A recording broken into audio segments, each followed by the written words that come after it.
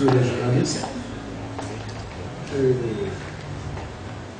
je tiens particulièrement, avant de vous dire ce que c'est que le CIFAF et son rôle à travers ce que nous sommes en train de réaliser depuis le lundi, à remercier deux personnes.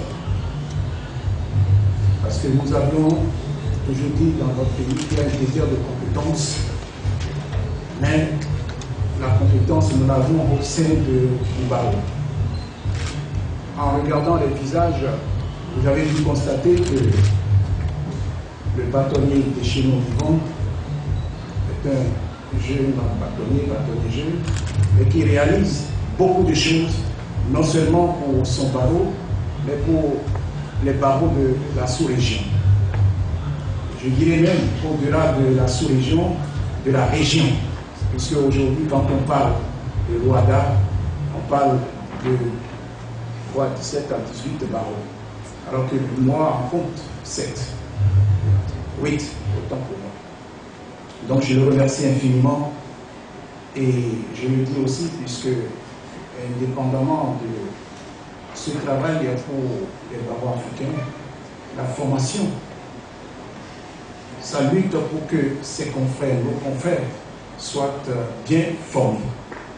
Et il ne ménage aucun effort pour que cela soit. Encore merci, monsieur le bâtonnier.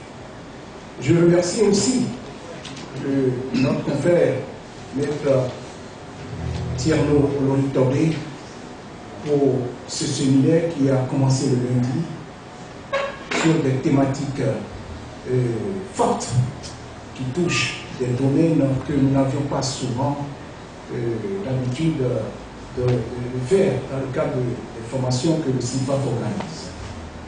Je dis des thématiques très importantes qui portent sur les livres.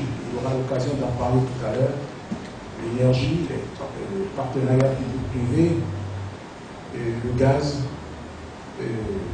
bref, c'est-à-dire comment négocier, comment conclure, comment aller au contentieux.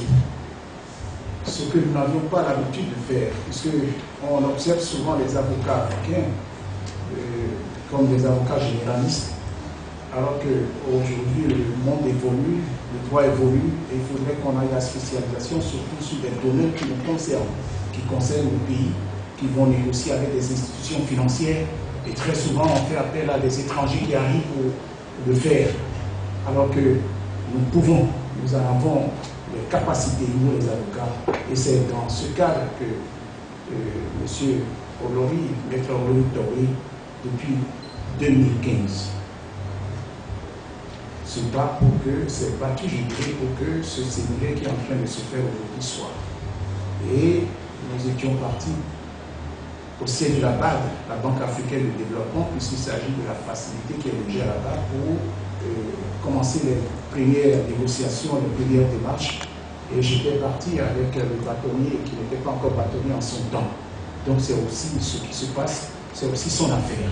C'est aussi pour vous dire, quand je parlais tout à l'heure de l'homme qui se bat pour ses confrères dans la région, dans la sous-région.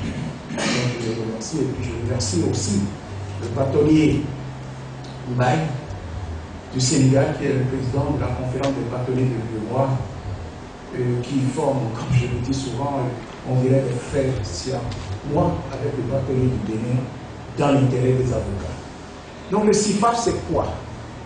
Le CIFAF, c'est le Centre international de formation des avocats francophones, qui travaille sur deux points principaux. Nous avons d'une part la formation initiale qui concerne les jeunes confrères, qui dure un mois et qui se réalise, qui se passe à Cotonou au Bénin.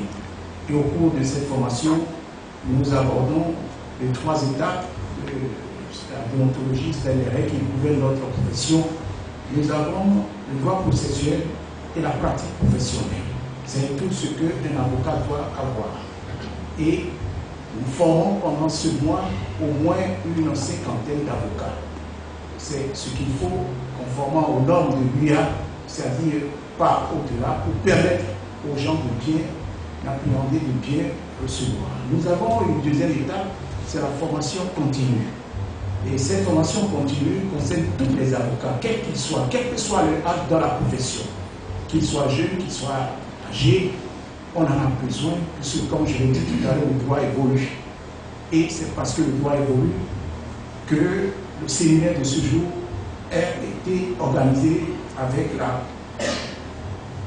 je dirais, la facilité juridique qui de la blague. Donc, nous avons ces deux étapes, et dans le cadre de la formation délocalisée, nous passons de pays en pays, où nous apportons, ou du moins les confrères, les avocats, qu'ils soient avocats, qu'ils soient enseignants, qu'ils soient magistrats, qu'ils soient professeurs d'université, ils partagent leur savoir, leur expérience avec les avocats de tous les pays. C'est-à-dire, lorsque nous organisons une formation délocalisée, par exemple en Côte d'Ivoire, nous faisons appel aux avocats qui sont les barreaux qui sont voisins de la Côte d'Ivoire. Et dans ce cas, alors que je parlais tout à l'heure d'une quarantaine dans le cadre de la formation initiale, en ce qui concerne la formation continue, ça peut aller jusqu'à 200, 300. Et je me rappelle quand on était au Cameroun, par 2 fois, nous avions eu un effectif une première fois de 900 avocats que nous avions formés sur 3-4 jours. Bref, voilà ce que nous faisons. Et vous le savez, l'avocat, c'est l'homme dont on a besoin, quel que soit ce qu'on est, que l'on soit président de la République, que l'on soit pauvre, riche, ou tout ce que vous voulez, ministre, ou même homme d'affaires. On ne peut pas aller sans son avocat. Comme je le dis souvent, on fait appel à un médecin, on a un médecin de famille. Je demande aujourd'hui que l'on sache qu'on a besoin d'un avocat de famille.